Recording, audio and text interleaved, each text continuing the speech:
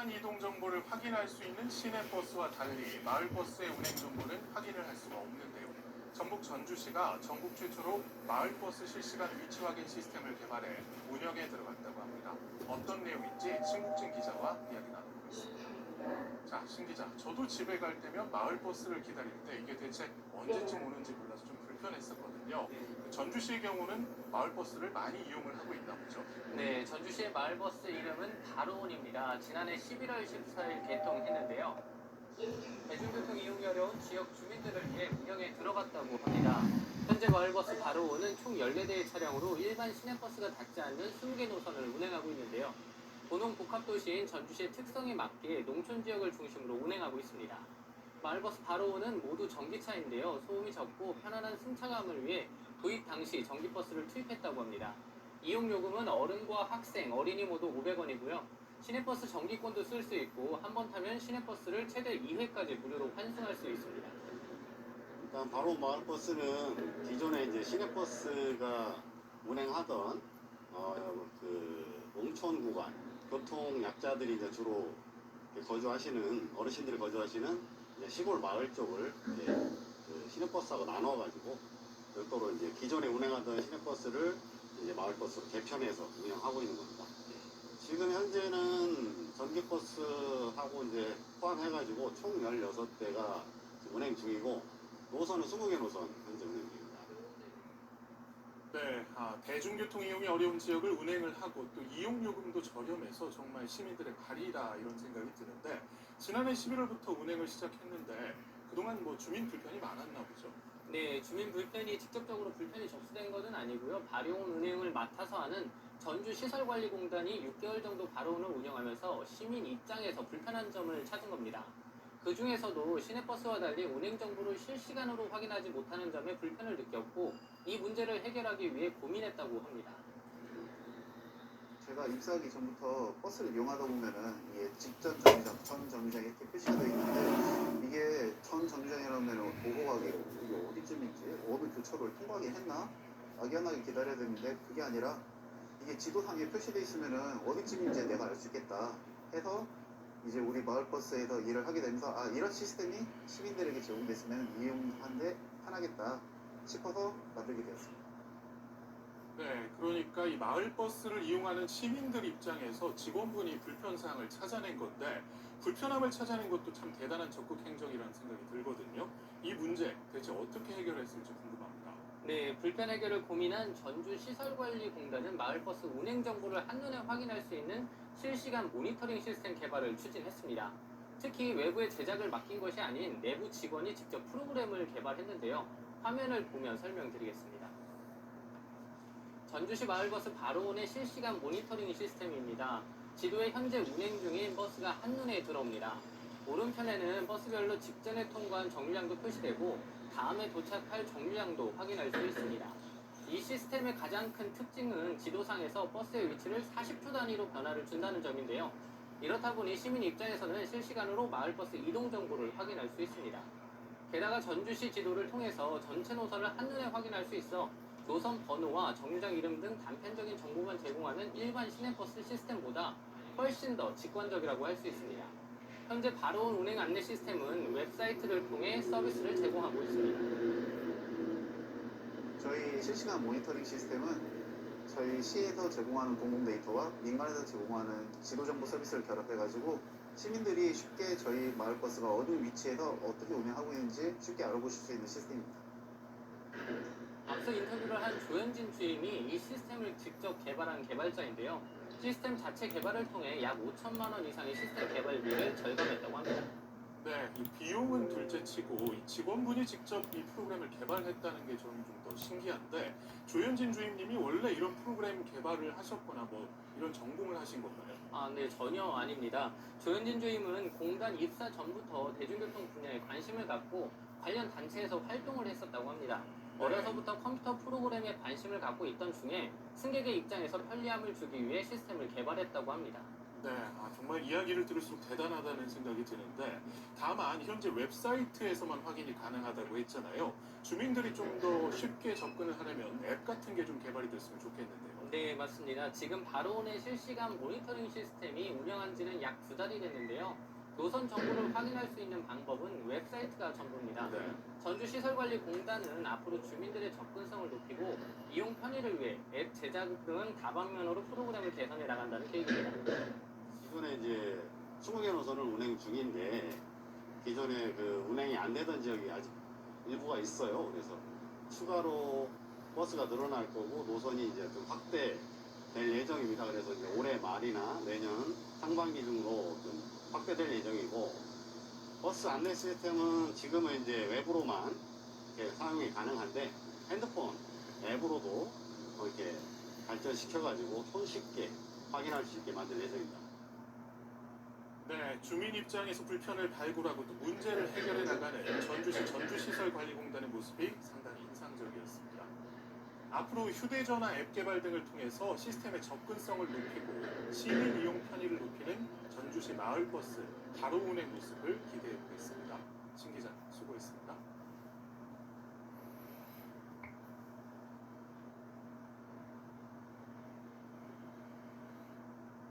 Wednesday, 또 준비됐어? Every family has to hardship this Wednesday.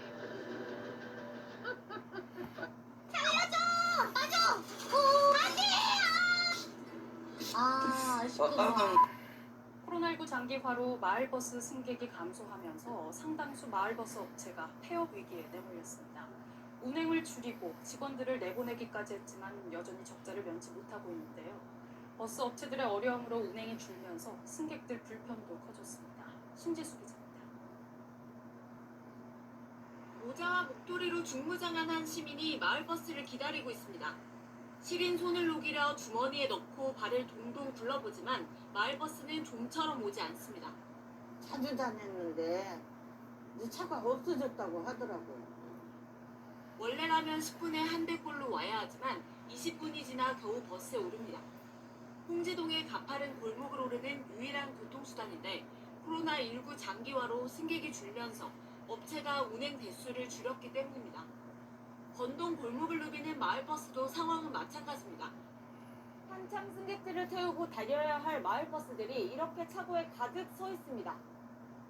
서울에서 마을버스를 운영하는 업체는 모두 139곳.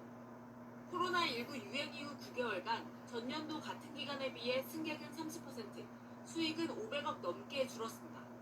서울시는 지금까지 마을버스 업체의 적자 중 상당 부분을 지원해줬는데 적자 업체의 수가 늘다 보니 업체당 지원액도 계속 줄어들고 있는 실정입니다.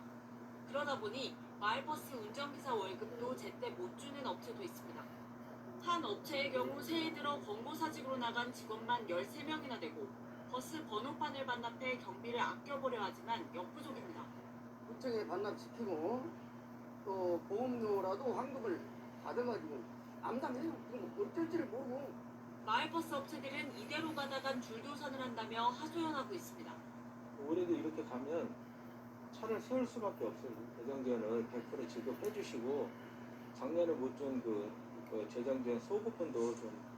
서울시는 올해 편성된 마을버스 지원 예산 230억 원 외에 필요한 경우 추경 예산 편성을 검토 중이라고 밝혔습니다. KBS 뉴스 신재수입니다. 마을버스도 스마트폰 앱으로 표시되고 약속한 시간표대로 운행합니다. 서민에게는 아주 고마운 실핏줄 같은 교통수단인데요. 근데 마을버스 기사님들의 인력난이 심합니다. 빠듯한 운행 시간에 박봉에 시달리다 보니까 10명 중 7명이 이직한답니다. 마을버스에 관심과 지원이 필요해 보이고요. 정책 담당자들이 마을버스를 좀 타다 보면 마음버스가 될 것 같기도 한데요. 임성재 기자. 21년째 버스 운행을 하고 있는 나성석 씨. 나 씨와 동료들은 새벽 5시부터 오후 1시까지 3.7km의 노선을 18번이나 돌고 나서야 잠깐의 휴식을 가집니다. 종점이라고 하지만 별다른 휴게시설이 없어 차 안에서 쉬기 일수. 제때 식사를 하기도 어렵습니다. 여기 한 2, 3분 쉴 수도 있고 뭐 휴게시설이 있어서 쉬는 게 아니고 잠깐 여기 와가지고 배차 시간 잡고. 상황이 이런데도 마을버스 기사의 연봉은 일반 시내버스 기사의 절반 수준이고 오히려 일하는 시간은 더 깁니다. 이러다 보니 이직률이 높습니다. 실제 마을버스 기사들의 이직률은 점점 높아지고 있는데 지난해엔 10명 중 7명에 달하는 기사들이 일을 그만뒀습니다. 마을버스 업체들은 별다른 방법이 없다는 입장입니다. 지자체가 적자폭만 보존해주다 보니 적자가 나지 않는 한 사정이 어려워도 별다른 지원을 받지 못하는 겁니다. 저희는 이제 차상위 업체들은 못 받는 거죠. 한 번도 못 받다가 이번 6월 거를 처음으로 이제 신청을. 마을버스도 시내버스와 같이 준공영제로 운영돼야 한다는 목소리도 있지만 지자체의 재정적 부담 때문에 실현 가능성은 낮습니다. 전문가는 대중교통 활성화를 위한 다양한 재원 마련 방안을 강구할 필요가 있다고 설명합니다. 런던 같은 경우는 혼잡 통행료의 수입을 대중교통 이용자들의 요금 보조를 위해서 활용을 하고 있고요. 일본 같은 경우는 실제로 그 정기 출퇴근자들에 대한 교통비를 사업자가 부담을 하는. 열악한 환경 속에서 시민들의 발휘되고 있는 마을버스 기사들에 대한 현실적인 대책이 필요해 보입니다. MBN 뉴스 임성재입니다. 호감기도 왔는데 너 뭐냐? 아직도 안 갔니? 목감기랑 같이 왔네.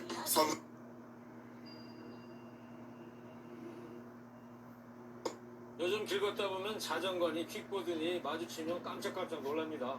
자전거는 전용 도로나 오른쪽 가장자리에서만 탈 수 있는데 아는 사람도 없고요. 단속도 안 합니다. 사고 많이 납니다. 그래서 자전거 이용객들 말이죠. 제발 천천히 또 따르릉 경적 소리라도 좀 내면서 다니게 해주기 바랍니다. 정태우 기자입니다. 서울의 한 자전거 도로입니다. 자전거 도로가 바로 옆에 있지만 텅 비어 있고 오히려 자전거들은 인도 위를 달립니다. 자전거를 끌고 지나가야 하는 횡단보도에서도 예외는 없습니다. 모두 엄연한 불법입니다. 현행법상 자전거는 차로 규정되기 때문에 자전거 도로가 아니면 이렇게 도로 우측 가장자리에서만 탈 수 있습니다. 하지만 규정을 지키지 않는 자전거 이용자들이 많습니다. 인도가 어느 정도 넓다 싶으면 인도로 많이 다니는 편인 것 같아요. 스마트폰을 보거나 음악을 들으며 걷는 사람들이 많은 상황에서 불쑥 나타나는 자전거는 사고의 원인이 되기도 합니다. 갑자기 확 튀어나와가지고 굉장히 놀랐었던 적이 있어요. 항상 주변 살피게 되더라고요. 실제 지난해 자전거 관련 교통사고 가운데 인도나 횡단보도에서 발생한 사고는 10건 중 4건. 도로에서 난 사고보다 3배 이상 많습니다. 하지만 이렇다 할 단속 규정이 없이 사실상 방치된 상황입니다. 단속 규정은 명시되어 있는 규정은 없는 것 같아요. 법칙 규정이나 과태료 규정이나 교육이나 홍보나 캠페인으로 꾸준히. 자전거가 시민들의 편리한 이동수단으로 자리잡기 위해서는 무엇보다 전용도로 같은 인프라 확충이 이루어져야 하지만 자전거 이용자들의 안전규칙 준수도 중요합니다. MBN 뉴스 정태웅입니다.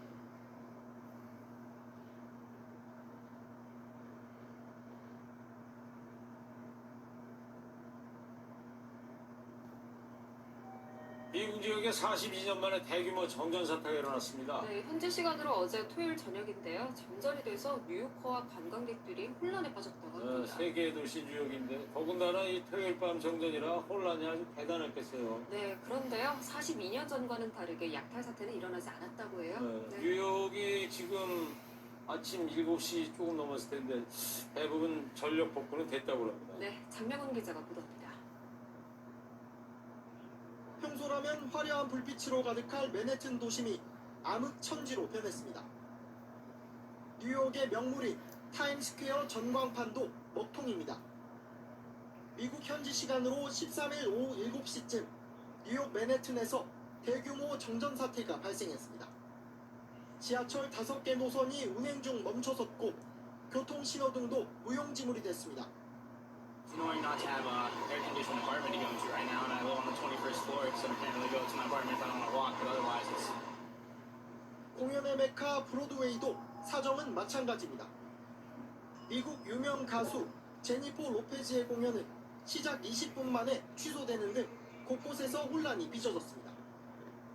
이번 정전은 지난 1977년 이후 최대 규모로 변압기 화재가 원인으로 추정되고 있습니다. Looked out the window and I saw some black smoke coming out of a manhole cover on 64th and West End Avenue. 다행히 인명피해는 없었고 정전 사태는 5시간 뒤쯤 완전히 복구됐습니다. We lost 6 of the networks on our electric system. I'm happy to report that as of a few minutes ago, all 6 networks and all 73,000 customers have been restored. MBN 뉴스 장명훈입니다. 주성우 씨, 이번 광고는 거상 두 글자만 할게요. 고삼만? 완전 개꿀.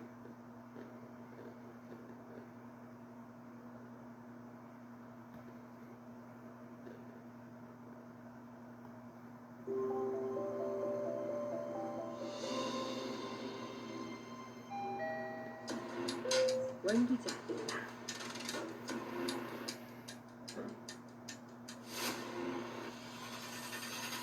오늘 오후 전국적으로 예고 없는 대규모 정전 사태가 일어나 시민들이 큰 불편을 겪었습니다.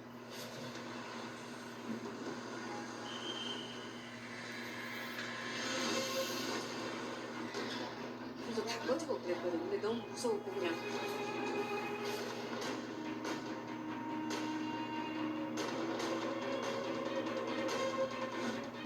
시간대 여유가 있었으면 사전 예고를 거치했어야 된다 이렇게 생각했습니다. 그 점에 있어서는 좀 국민들한테 죄송스럽게 생각하고 있습니다.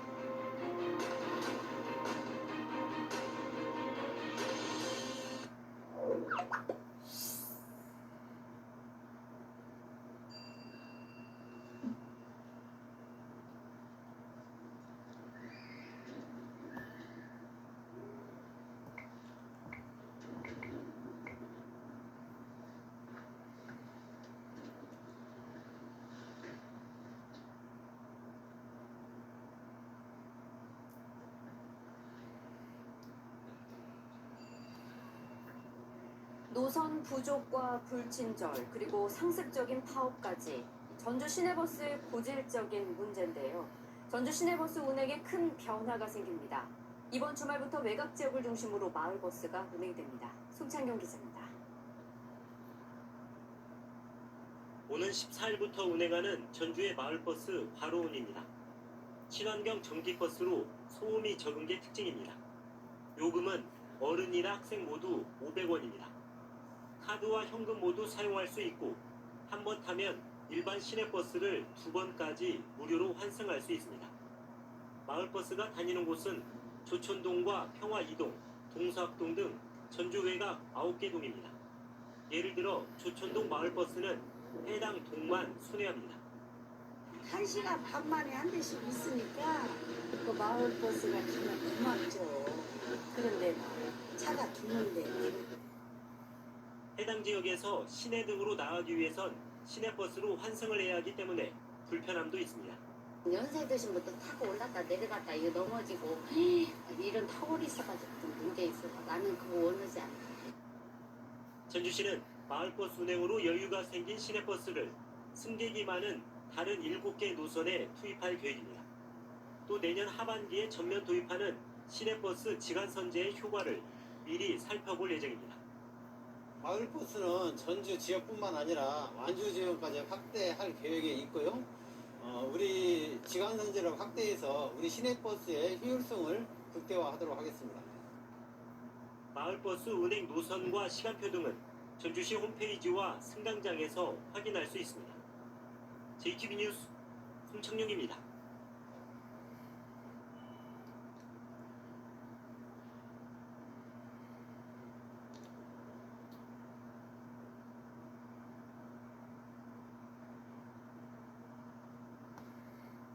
오는 4월부터 KTX 증편으로 익산역의 역할이 더 커지게 됐습니다. 하지만 전주나 군산에서 익산역을 거치는 시외버스가 거의 없어 익산역 이용에 불편이 큰데요.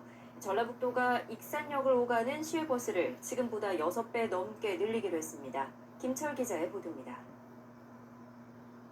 오는 4월 호남고속철도가 개통하면 익산역을 거치는 KTX는 하루 86편으로 크게 늘어납니다.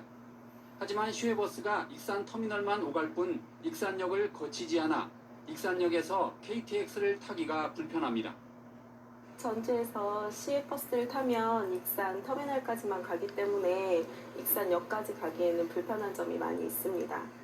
전라북도가 오는 4월부터 KTX 정차역인 익산역과 정읍역을 경유하는 시외버스를 크게 늘리기로 했습니다. 전주와 군산, 김제, 부안에서 익산역을 오가는 시외버스를 현재 21회에서 124회로 지금보다 6배 넘게 늘립니다. 고창에서 정읍역 시외버스는 65회, 부안에서 정읍역 시외버스 노선은 17회가 신설됩니다. 하지만 터미널에서 역을 오가는 승객이 줄기 때문에 택시업계 반발이 예상됩니다. 익산 택시 기사들은 터미널에서 역까지 가는 손님이 줄어드니까 그 점에 대해서는 좀 반대합니다. 하지만 전라북도는 KTX 이용객의 불편을 외면할 수 없다며 익산역과 정읍역을 거치는 시외버스 편성을 예정대로 시행하겠다고 밝혔습니다. 일부 시내버스나 택시업계의 반발 예상됩니다만 익산역이나 정읍역을 이용하는 이용객의 편의를 위하여 교통체계를 확충해 나가겠습니다. 오는 4월부터 익산역과 정읍역에 시외버스 정류장이 신설되면 두 역의 기차 승객들이 크게 늘어날 것으로 보입니다. JTB 뉴스 김철우입니다.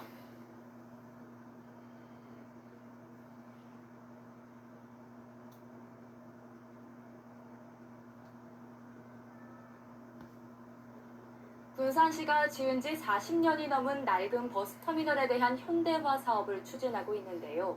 하지만 전혀 진척이 없어 이용객들의 불편만 크다고 합니다. 보도에 김진영 기자입니다. 1975년부터 운영해온 군산 시외버스 터미널입니다. 의자는 찢어진 채 방치돼 있고 창틀은 틀어져 맞지 않습니다. 40년 전에 지어진 건물이어서 너무 좁다 보니 이용객들의 불편이 큽니다. 시 터미널 같지는 않고 읍이나 이렇게 약간 군 터미널 비슷해요. 인근의 고속버스 터미널도 에어컨은 가동이 안 돼 한낮에는 찐통이나 다름없고 승객 안전을 위한 승하차량조차 없습니다. 서울이나 이런 데 보면요, 여름에 더울 때는 좀 에어컨도 나오고 그러는데 여기는 더운데 에어컨도 최소한 선풍기도 없어가지고 좀 많이 좀 더워요. 군산시는 이 같은 이용객 불편을 덜기 위해 낡은 고속버스와 시외버스 터미널을 통합해 현대식 버스터미널을 짓는 사업을 10여 년 전부터 추진해 왔습니다. 하지만 고속버스와 시외버스 터미널 운영업체가 다른 데다 재원 마련이 쉽지 않아 아직까지 뾰족한 방법을 찾지 못하고 있습니다. 버스 운영권이나 터미널 매각권이나 이런 것을 서로 개인 사업자가 다르다 보니까 그러한 협의 문제가 약간 좀 걸림돌이 되고 있는 실정입니다. 버스터미널의 현대화 사업이 기약 없이 늦어지면서 50만 국제관광 기업 도시로 성장하는 군산의 이미지만 떨어뜨리고 있습니다. JTB 뉴스 김진형입니다.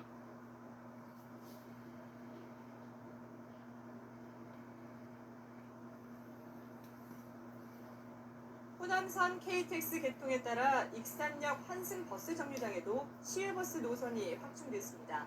시외버스는 증설됐지만 열차 도착 시각과 버스 출발 시각이 겹치는 등 승객을 배려하지 않은 시간대로 버스 이용객은 거의 없습니다.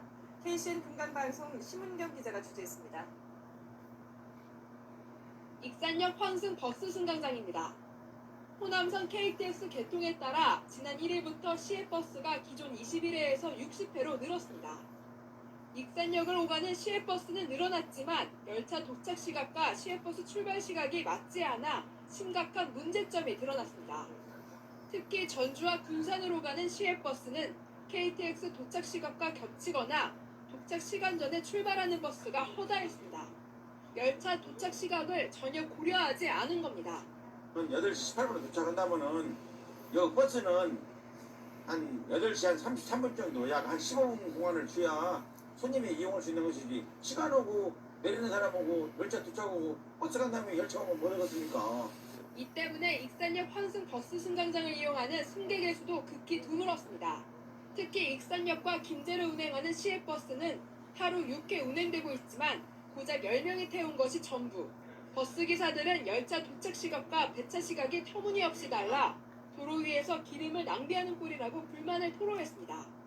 특히 혁신도시로 이동하는 시외버스는 막차가 오후 8시 10분으로 오후 8시 18분에 도착하는 KTX 열차 도착 시간과 맞지 않을 뿐더러 막차 시각이 이르다는 지적도 제기됐습니다. 이에 대해 도는 버스 운행 시간을 조정해 나가겠다고 해명했습니다. 좀 분석을 해가지고 지금 손님이 많은 때 있지 않습니까? 그때 차를 좀 배치하려고 지금 준비를 하고 있어요. 버스 운행 시간을 다시 좀 조정하려고 그래요. 호남선 KTX 개통과 함께 연계 교통망이 구축돼 이용자들의 편의를 돕겠다는 계획이 탁상 행정으로 기름만 낭비하는 꼴이 돼버렸습니다. KCN 뉴스 심은경입니다.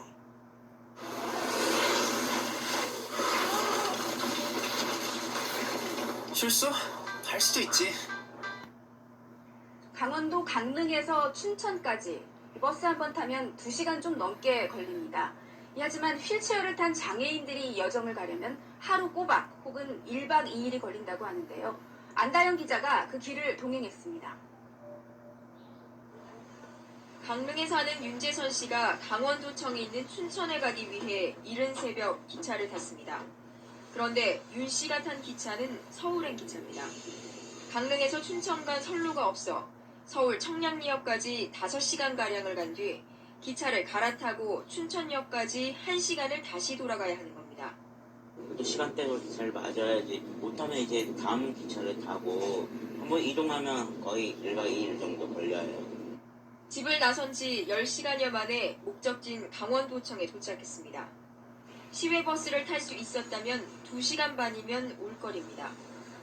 뇌병변 장애인 정혜선 씨도 1시간 거리에 고향 진안으로 갈 때 시외버스를 탈 수 없어 특수 차량을 이용해야 합니다. 가섭이 없고 이거 어디 눈띠도 없어.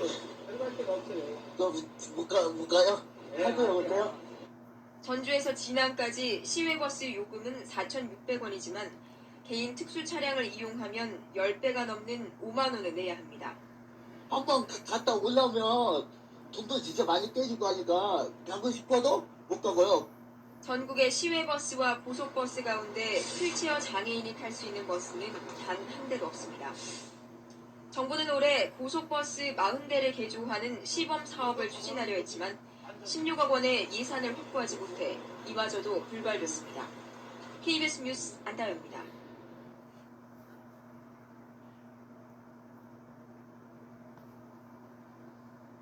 강릉시가 친환경 올림픽을 위해 추진한 천연가스 버스 도입이 불투명해졌습니다. 공영주차장 확보 문제 등에 대해 지역 버스업계와 타협점을 찾지 못하고 있는 건데요. 올림픽이 불과 2년도 남지 않았는데 협의체 운영마저 사실상 중단된 상태입니다. 이종훈 기자가 보도합니다. 강릉 지역에 지난 2013년부터 액화 천연가스가 공급되면서 강릉시는 버스업체들의 압축 천연가스 CNG 버스 운행을 권고해왔습니다. 올림픽 유치 당시 IOC에 올림픽 개최 도시의 시내 버스를 모두 천연가스 차량으로 바꾸겠다는 약속도 이행해야 하기 때문입니다. 하지만 올림픽이 불과 1년 반 정도밖에 남지 않은 상황에서 대회 전에 천연가스 버스 도입은 사실상 어려울 것으로 보입니다. CNG 버스 도입에 시내버스 업계가 선뜻 나서지 않고 있습니다. CNG를 사용하면 유가 보조금을 받지 못할 뿐만 아니라 강릉 지역 CNG 가격이 상대적으로 비싸 손실이 크다는 이유에서입니다. 무엇보다 공영 차고지 문제가 해결되지 않고 있는 것이 가장 큰 걸림돌입니다. 시내버스 업체 측은 강릉시가 가스 충전 시설이 있는 공영 차고지를 확보하지도 않은 채 CNG 버스 도입만을 독촉하고 있다며 불만을 터뜨리고 있습니다. 강릉시 같은 경우에는 그런 여건이 안 갖추고 무조건 가스 차만 가져와라. 그러니까 업체로서는 참 난감한 실정이죠. 강릉시는 그러나 이렇다 할 대안을 내놓지 못하고 있습니다. CNG 버스 도입을 위해 버스업계와 가스 공급업체 등과 진행해오던 협의에도 중단된 상태입니다. 시에서 입장에서는 그 자고지를 조성하시면 100억 원 이상의 어떤 예산이 소요됩니다. 어떤 그런 재정적인 부담이 있다 보니까 추진이 좀. 사정 1호차 동계올림픽 조직위는 대회 기간 다른 지역에서 CNG 버스를 빌려와 한시적으로 운영하는 방안도 검토하고 있습니다. 올림픽 개최와 함께 내년 말까지 친환경 대중교통 시스템을 갖추려고 했던 강릉시의 계획이 자초될 위기에 놓였습니다. 주원 뉴스 이종우입니다. 올리브영만큼 배로한 곳에 등장. 올리브 배로.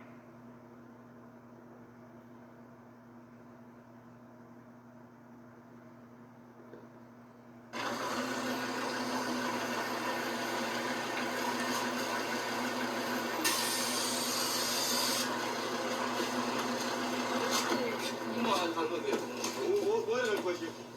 어디요? 여기야 이거.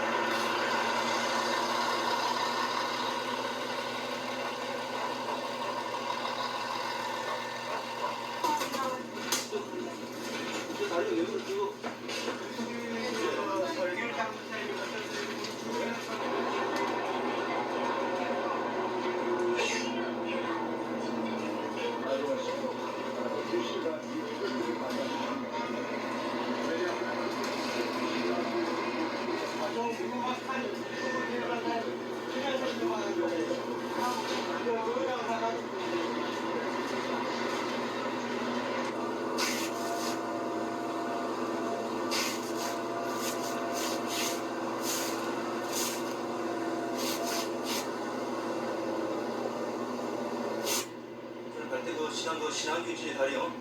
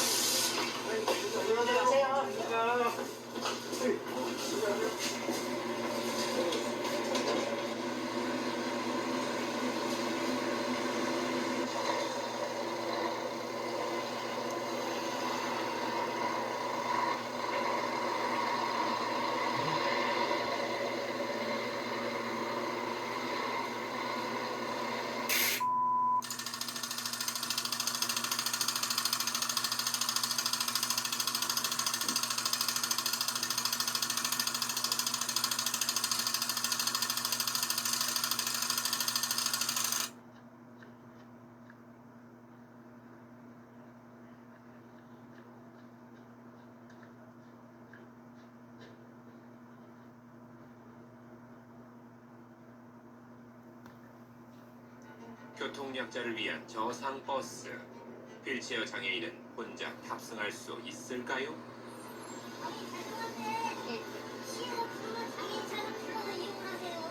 그런 말씀하시면 안 돼요. 이게 다 저상버스가 장애인 휠체어 타도록 돼 있는 건데.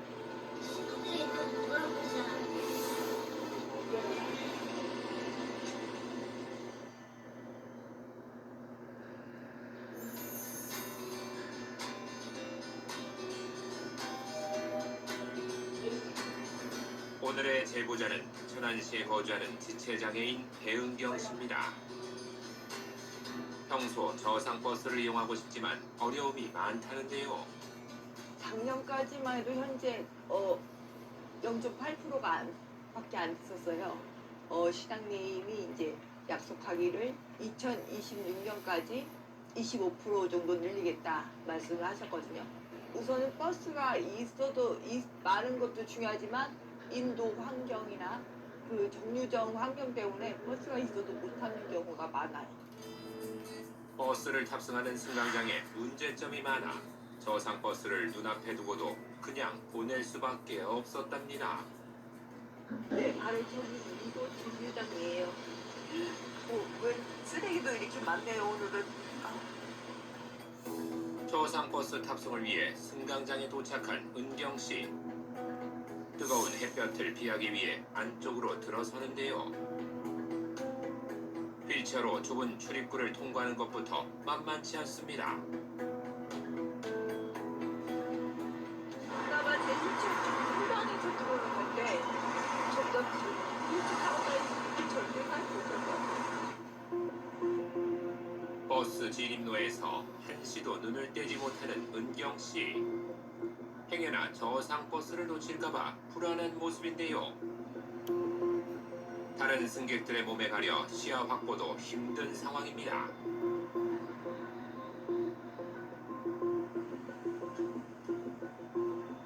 오랜 기다림 끝에 드디어 저상버스가 도착했습니다. 버스 탈게요. 버스 탈게요. 네. 그런데 경사로가 내려오자 난색을 표하는 은경씨. 휠체어로는 접근조차 불가능한 위치입니다. 이런 턱이 있어야 돼요. 턱 있는 데서 기다리셔야 돼.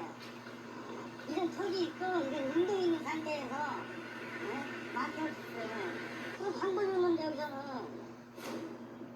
턱이 있는 인도에 설치할 수 있도록 제작된 버스 경사로.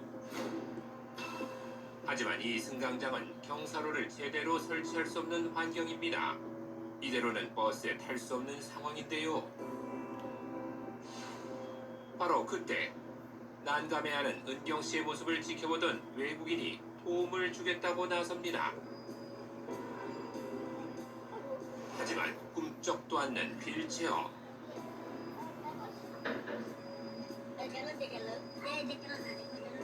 지나가는 행인들이 힘을 모아 겨우 휠체어를 들어 올립니다.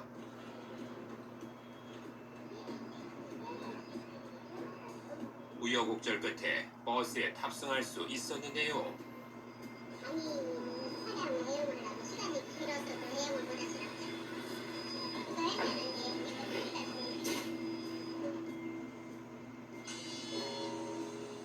씁니다. 씁니다. 씁니다. 씁니다. 씁니다. 우린 씁니다. LX입니다. 그 약속 시간에 맞춰서 부르려면 2시간 전에 이미 차를 불러놔야 되는 상황이고 근데 그날 또 갑자기 또 그날따라 콜이 금방 오면 타서 그 장소 가서 2시간 동안 또 기다렸다가 그 사람들을 만나야 되는 그런 상황도 되고요. 대중교통은 딱딱 정해진 시간에 차가 올 수 있잖아요. 그렇기 때문에 저희도 이용을 하고 싶은 건데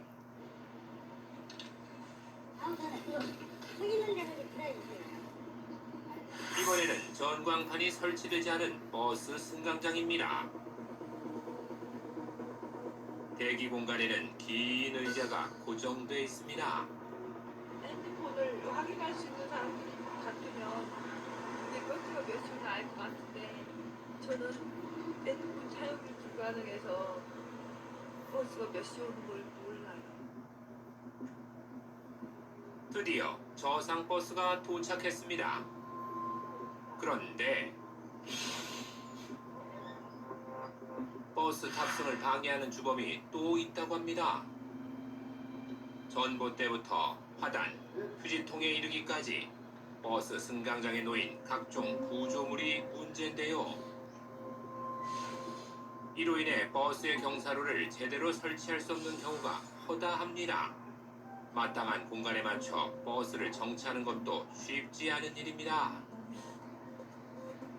휠체어는 접근조차 힘든 버스 승강장도 있습니다.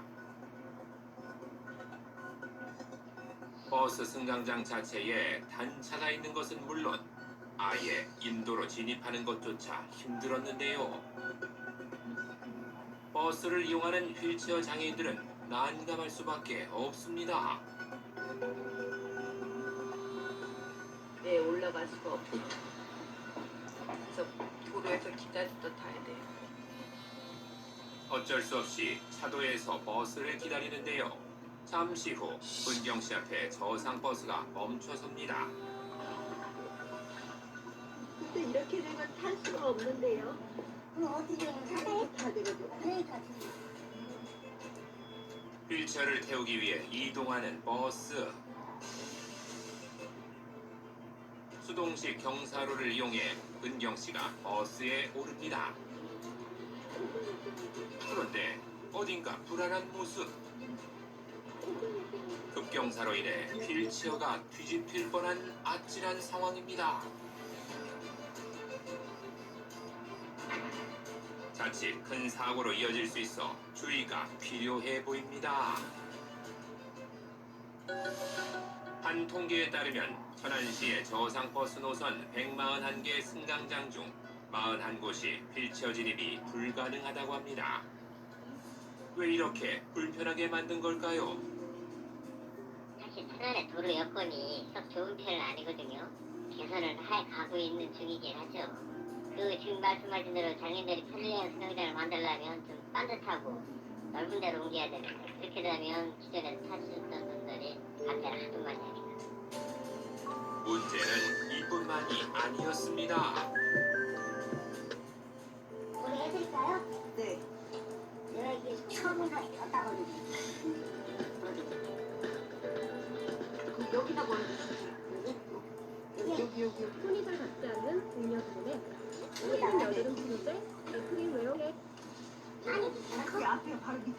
여기인가요?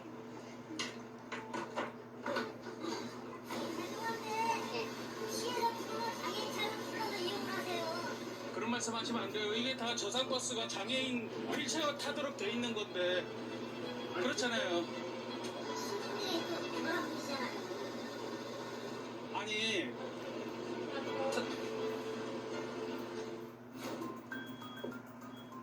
서 있는 데서 기다렸어야 돼요.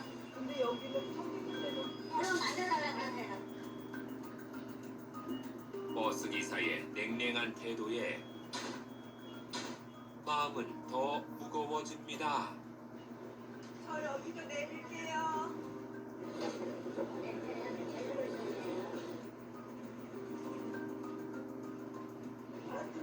못 늘려요. 장애인에 대한 이해가 전혀 없어 보이는 버스 기사. 저상버스 운영업체의 이야기를 들어봤습니다. 저상버스 운전자 교육이라고 있어요. 항상 저희도 이제 강조를 하거든요. 이제 타시는 분들은 이제 이거 이렇게 하면 진짜 뭐 그러니까 큰일 난다라는 식으로 이제 진짜 강조를 하거든요. 정류장 자체에 문제가 있을 수도 있는 거고 지형상의 문제도 이미 아마 있을 거라고 생각을 해요. 최근 장애인들이 편리하게 저상버스를 이용할 수 있도록 무장애 버스 승강장을 만드는 지자체도 있습니다.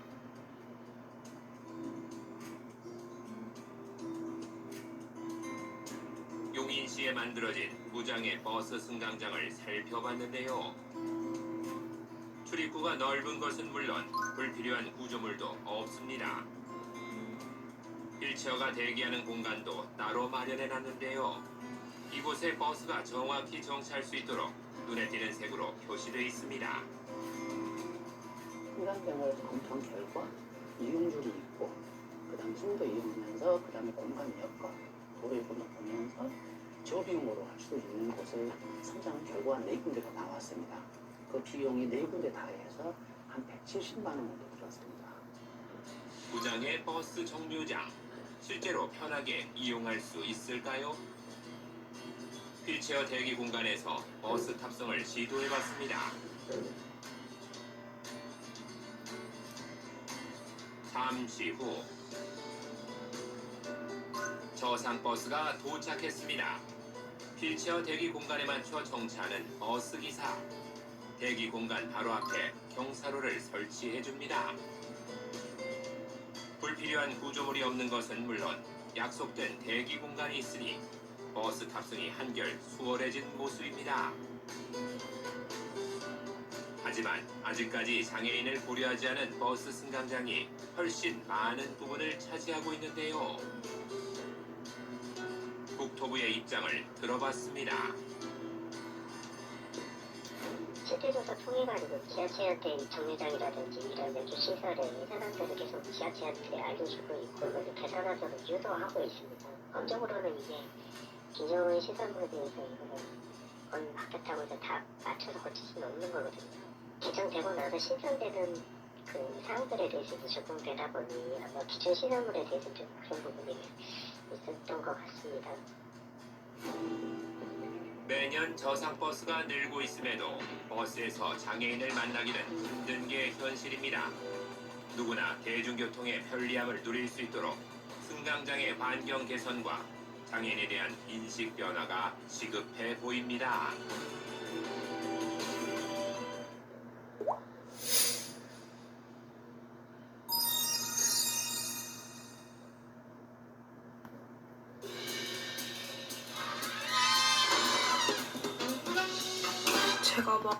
시내버스 가운데 계단이 없는 저상버스는 휠체어를 타는 장애인뿐만 아니라 노약자 탑승에도 큰 도움을 줍니다. 보편적 이동권을 위해서 저상버스 도입을 늘려야 한다는 요구는 이어져 왔지만 도입률은 아직 30%에도 미치지 못하고 있습니다. 손효정 기자가 취재했습니다. 중증장애인 최영은 씨는 일주일에 3-4번 외출하지만 버스는 거의 이용하지 않습니다. 집 근처 정류장엔 휠체어가 올라탈 수 있는 저상버스가 드물게 오기 때문입니다. 30분을 기다려봤지만 도착한 버스 16대 가운데 저상버스는 단 한 대뿐. 네, 버스 한 번 타는데 오래 기다리세요? 평소에도 오래 걸립니다. 만약에 우리가 이제 버스 정류장에 도착했는데 만약에 저상버스가 금방 지나갔다 그랬거나 아니면은 뭐 보통 기다리면 기본 한 20분, 30분 정도? 다른 정류장애가 간신히 저상버스에 올라탔지만 그렇다고 마음이 편해지는 건 아닙니다. 버스를 이용하는 장애인이 드문 만큼 다른 승객에게 양해를 구해야 하기 때문입니다.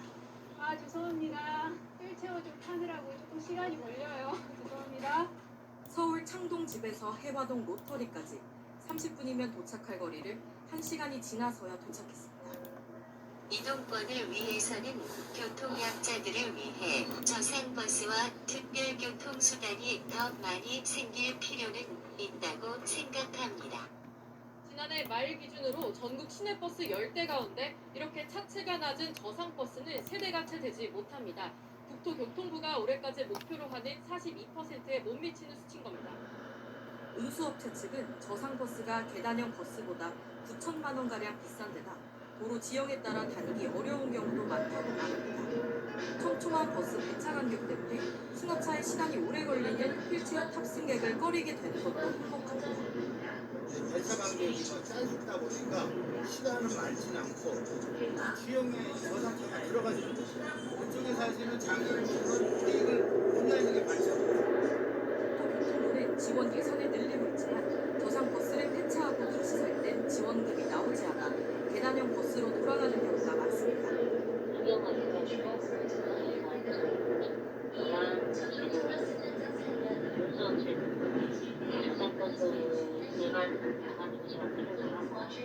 시민단체는 저상버스가 장애인뿐 아니라 노약자 등 다른 승객들에게도 도움이 된다고 강조합니다. 저상버스는 단지 어떤 그냥 교통수단, 대체제 뭐 이렇게 간단하게 보는 문제가 아니라 우리 국민들이 자신의 권리를 실현하기 위한 그 최초의 조건이다. 누구든 마음 편하게 어떤 곳으로든 이동할 수 있는 권리. 우리 사회가 보편적 이동권을 위해 하루빨리 움직여야 할 때입니다. YTN 손유정입니다.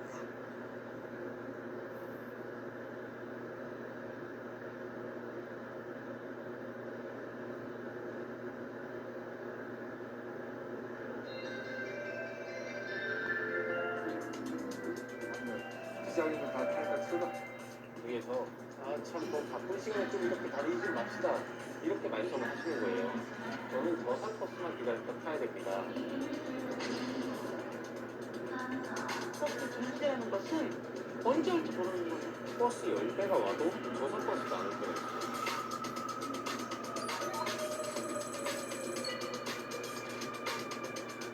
예산이 없다는 것은 장애인들의 이동권을 보장하지 않겠다고 합니다.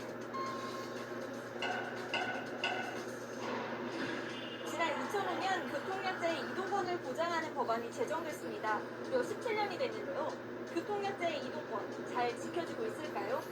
직접 휠체어를 타고 버스를 탑승해 보겠습니다.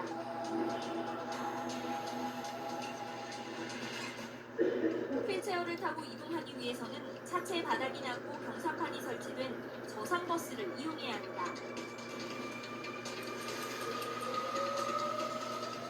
십여 분을 기다린 끝에 저상버스가 도착했습니다. 하지만 휠체어가 타고 내릴 수 있는 뒷문은 열리지 않았습니다. 버스 정류장 시설 역시 배려가 없었습니다. 보시는 것처럼 버스 승강장과 나무 사이에 폭이 좁아서 휠체어를 타고 이동하기가 쉽지 않습니다. 승강장 밖에서 버스를 기다려야 하는 상황. 이번엔 승강장에 세워진 장애물 때문에 경사판이 내려오지 못했습니다. 문턱을 낮춘 저상버스지만 휠체어를 탄 교통약자에게 그분은 여전히 높았습니다. 고양시의 경우 휠체어 탑승객의 불편함을 없애기 위해 일부 정류장에 저상버스 전용 탑승장을 설치했습니다. 하지만 불편함은 마찬가지. 우리가 이제 부장애 정류장인데요. 사람들이 많이 있으면은 오히려 시야 확보가 너무 안 돼요. 우리 전망판이 있지만 사람들이 아까도 이제 여기까지 다 서 있었잖아요. 그런 상황이 되면 오히려 더 보이지 않죠. 흔들거나 이래야지 이제 정차해 주시고요. 일반 승강장이랑 크게 차이가 없는 거 아니에요? 일단 대기하는 공간을 마련해 주신 것이고, 어떻게 보면은 그림만 그려놓은 것 같은 다림막이 있거나 쉘터 형태가 아니기 때문에 비가 오는 날에는 비를 그대로 맞으면서 낼 수밖에 없어요. 힘들게 버스에 탑승했지만 또 다른 문제가 발생합니다.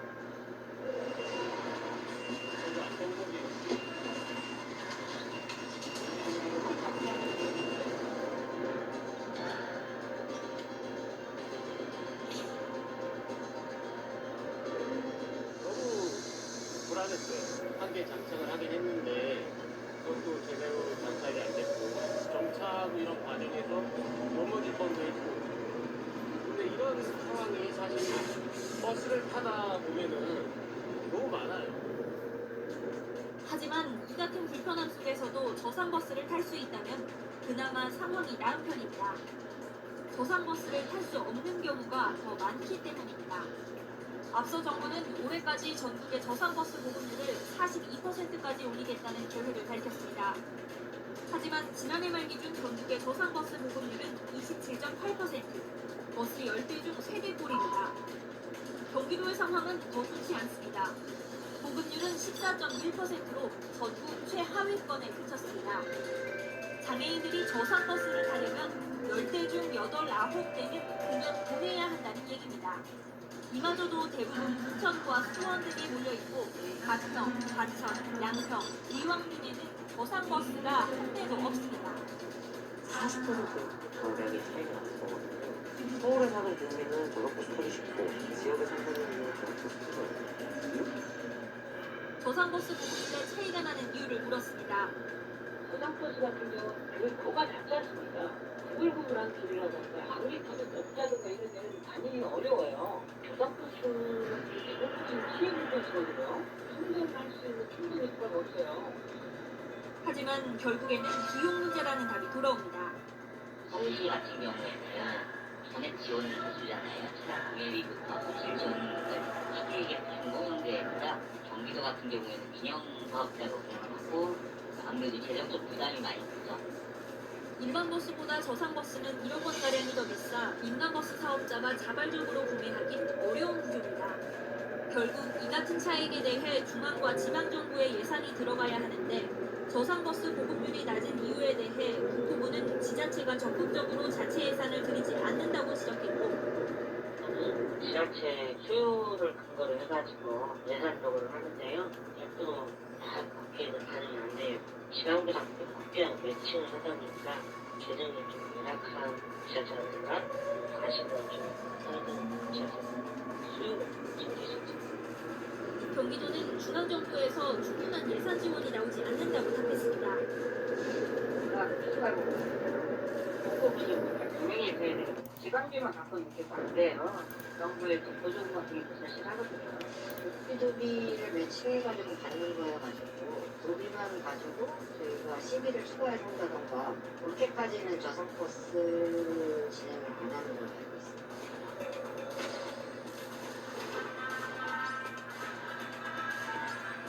그래서 예산의 논리에 쳐주는 거죠. 예산이 없기 때문에 다른 게 우선순위가 되고 저상버스는 후순위가 되고 떠넘기지 말고 법으로 정확하게 응하는 국회에는 버스를 대폐차할 경우 저상버스로 교체하는 내용을 담은 법안이 발의된 상태입니다. 버스의 대폐차 주기는 보통 9년에서 11년인데 교체 시 무조건 저상버스로 교체하도록 강제 조항을 둔다는 겁니다. 1년이 돼서 대폐차를 할 경우에 새로 구입하는 버스가 저상버스여야 한다라는 규정은 없어요. 그냥 저상버스를 구입할 때 차액에 대해서 인센티브 규정만 있는 거죠. 인센티브 규정만 있다 보니까 저상버스가 이렇게 빠른 속도로 는다든지 그 비율이 늘어난다든지 그런 게 있어요. 전 법안이 통과되면 의무적으로 차를 바꿀 때는 저상버스를 구입해야 되기 때문에 확실히 효과는 있어요. 전기차 등 친환경 저상버스 도입과 이에 따른 기반 시설 마련도 시급한 실정입니다. 환경오염 등을 감안해서 수소, 전기차 등 친환경 차량으로 교체하도록 해서 자율만 맡기는 것이 아니라 해야만 하도록 강제하는 제도 개선이 좀 필요하다고 생각이 듭니다. 법이 마련이 된다고 하면은 그 법을 근거로 예산 낭비에서 좀 재정적인 투자라든가 지원을 더 할 수 있도록 이끌어내야죠. 장애인들이라고 해서 특별하지 않아요. 라이프 스타일이라든가 욕구 그런 것도 기장인 것 똑같거든요.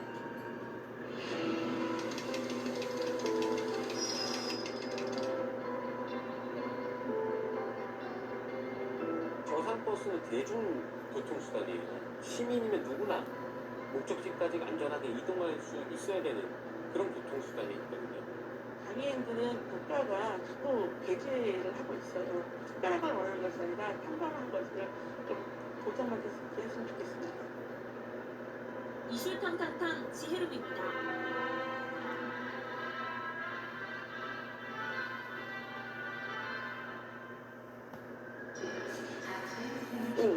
이거 아직도 담배를 못 끊었어? 이거 담배 아니야. 니코틴, 탄.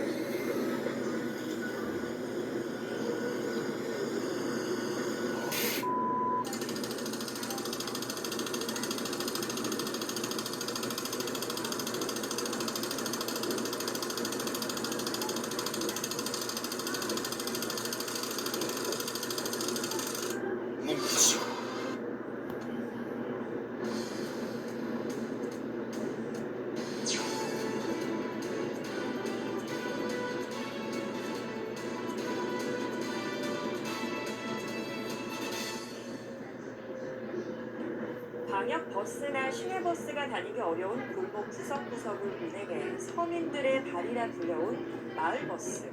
최근 이 마을버스 타기가 어려워졌다는 이야기가 나오고 있는데요. 코로나 팬데믹 이후 승객이 급감하면서 운영난이 심각해졌고 이제는 운행 중단을 고민해야 할 정도로 사정이 나빠졌기 때문입니다. 먼저 마을버스가 유일한 교통수단인 주민들을 이재호 기자가 만나봤습니다. 저는 지금 수원 경기대 안에 있는 마을버스 차고지에 나와 있습니다. 마을버스는 교통 취약지역 주민들에겐 삶에서 떼어낼 수 없는 중요한 교통수단인데요. 마을버스와 얽힌 주민들의 이야기 함께 들어보시죠. 지난 2014년 첫 운행을 시작한 수원 마을버스 6번. 팔달구와 권선구 일대 골목 구석구석을 돌며 교통 취약지역 주민들의 발이 돼주고 있습니다. 승객 대부분은 어르신들. 때만 되면 집 가까이로 와주는 마을버스는 어르신들에겐 유일한 교통수단입니다. 저기 한 길로다 다니는 걸 타잖아요. 그러면 집이 멀어. 한참 걸어 들어가. 이거는 도로서라도 이렇게 해서 집 가깝게 내리잖아요. 그래서 그게 편리해서 이거를 20분씩 기다렸다가도 꼭 이거를 타게 돼 있어요. 나는. 마을버스가 없으면 이동을 하지는 못하죠. 진짜 우리네도 콜은 못 불러요. 콜을 할 줄을 알아야 불리지. 또 택시도 못 잡아.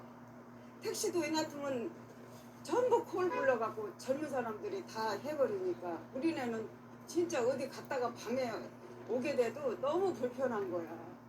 걷기 불편하거나 경제적 여유가 없는 사람들에게 마을버스는 더욱 소중한 존재입니다. 마을버스가 없으면 큰일 난다고 입을 모읍니다. 아우 택시는 저는 영세민이나 택시 못 타요. 저는 기초적으로 20대 7이라 뭐 이게 겉만 멀쩡하지 난 한자예요. 허리 협착증하고 디스크가 심해가지고 걸었기가 힘들어요. 지금 저기서 여기 오는데도 힘든데 근데 이거 이번 마을버스 꼭 다녀야 되는 마을버스는 학생들에게도 사랑받고 있습니다. 경기대안에 차고지가 있는 수원 마을버스 6번은 광교역에 내린 대학생들을 학교까지 무료로 태워주고 있습니다. 옛날에는 학교 셔틀버스가 따로 있어가지고 잘 이용했었는데 그게 없어서 불편했었거든요. 근데 마을버스 타고 다니면서 그래도 돈 안 내고 좀 절약할 수 있는 기분도 들고 학교까지 그래도 꽤 거리가 되는데 버스 타고 다니니까 좀 저 입장에서 학생 입장에서는 좀 편하게 다닐 수 있는 것 같아요. 하지만 마을버스 타기는 점점 어려워지고 있습니다. 운수업체들이 운영난에 빠지면서 배차 간격이 너무 길어지고 있기 때문입니다. 너무 배차 시간이 길어요. 이거 모르는 사람은 여기서 타야 되는 건지. 몇 분 정도 기다리는 제 생각에 한 40분 있었던 것 같아요. 그게 굉장히 치라든가 금요 그것들이 적으니까 기사분들이 오래 있지는 않고 그러다 보니까 자동차 버스가 운영하는 거를 좀 시간 간격이 많고 50~60% 가동률이니까. 마을버스 운영난에 불을 지핀 건 코로나19였습니다. 주 이용객인 어르신들이 감염을 우려해 외출을 꺼리게 됐고 승객 급감으로 이어졌던 겁니다.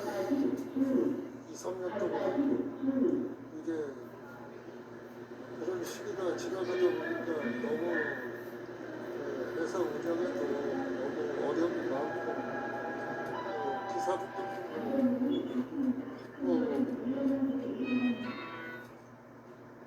힘들어했고 그래서 회사에서는 정말 미안할 뿐이죠. 운행 중단을 고민해야 할 정도로 큰 어려움에 빠져 있는 마을버스. 하지만 오늘도 버스를 기다리고 있는 주민들을 위해 골목 구석구석을 누비고 있습니다. 지금 극복하고 다시 한번 재개해서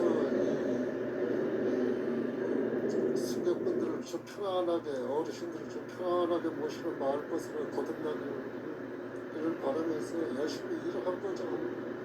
BTV 뉴스 이시호입니다.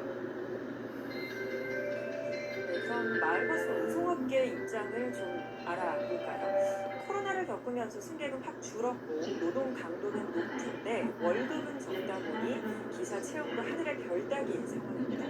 엎친 데 덮친 격으로 유가까지 급등하면서 운송업계에서는 마을버스 운행을 중단할 수밖에 없다는 이야기까지 나오고 있습니다. 이어서 김성원 기자가 전해드립니다. 지난 2019년 시흥지역 버스 승객은 하루 단시간 최대 22,000명에 달했습니다. 하지만 코로나19가 유행한 지난 3년 사이 승객은 14,000명대로 감소했습니다. 무려 40% 가까이 줄어든 겁니다. 이 같은 승객 감소는 마을버스 운영에도 직격탄이 됐습니다. 시흥지역에서 원활하게 마을버스가 돌아가려면 적어도 40대가 운행돼야 하지만 승객 감소로 수입이 줄면서 30대만 운영되고 있습니다. 코로나19 끝나고 나서 그다음에 또 승객도 많이 감소했고 그다음에 또 시흥시는 이게 돈을 못 걷다 보니까 지역이 너무 커요 사실. 그러다 보니까 또 아마 이게 전철도 소가 원시대로도 전철도 개통을 하다 보니까 그만큼 좀 이용 승객이 좀 많이 줄었고 승객과 함께 운전기사들도 대거 빠져나가고 있습니다. 광역버스나 시내버스에 비해 열악한 처우가 주요 원인입니다. 마을버스는 평균 급여 수준만 봐도 확연한 차이가 드러납니다. 광역버스가 연봉 4,700여만 원으로 가장 높고 시내버스는 4천여만 원, 마을버스는 2,600여만 원에 불과합니다. 동일한 노동을 해도 마을버스 운전자들은 월급을 많게는 150만 원 이상 적게 받고 있는 겁니다.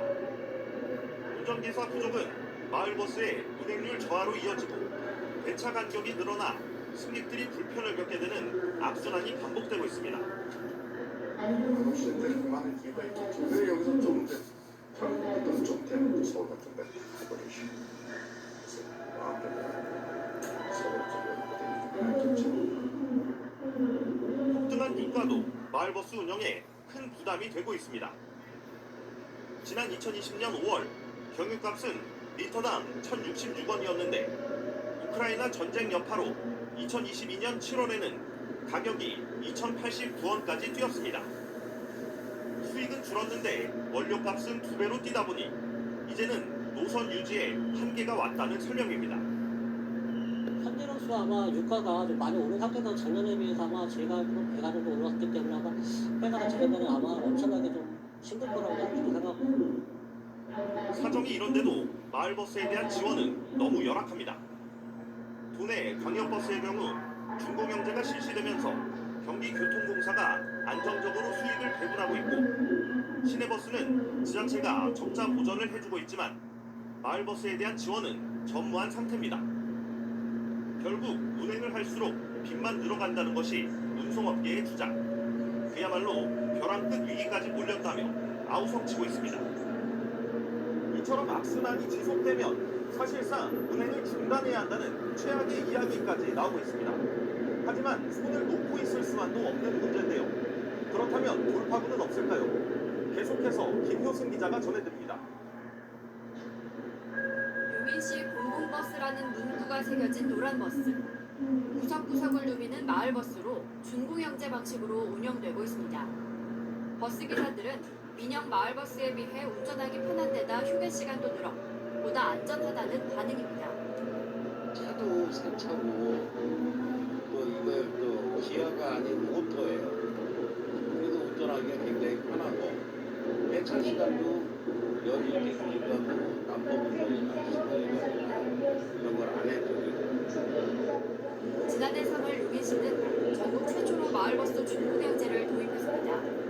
교통 취약지역을 중심으로 운영되는 마을버스를 우선 지원한다는 계획으로 현재 마을버스 116개 노선 가운데 68개 노선, 전체의 60% 정도가 준공영제로 운영되고 있습니다.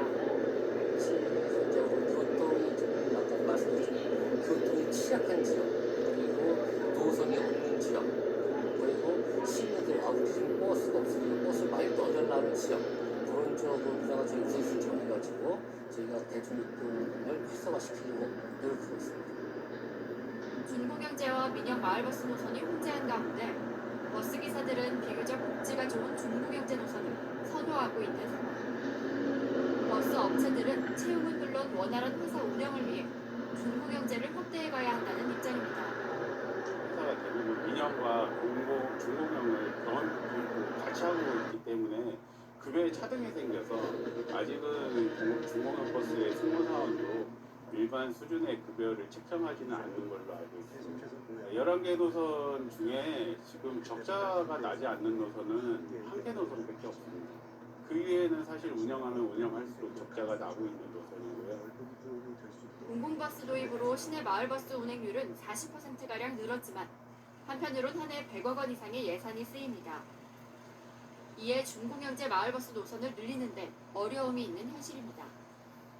마을버스도 중공영제로 운영해야 한다는 목소리가 높은 가운데 교통 소외 지역이 없도록 하기 위한 방안을 놓고 깊이 있는 논의가 요구되고 있습니다. BTV 뉴스 김효지입니다.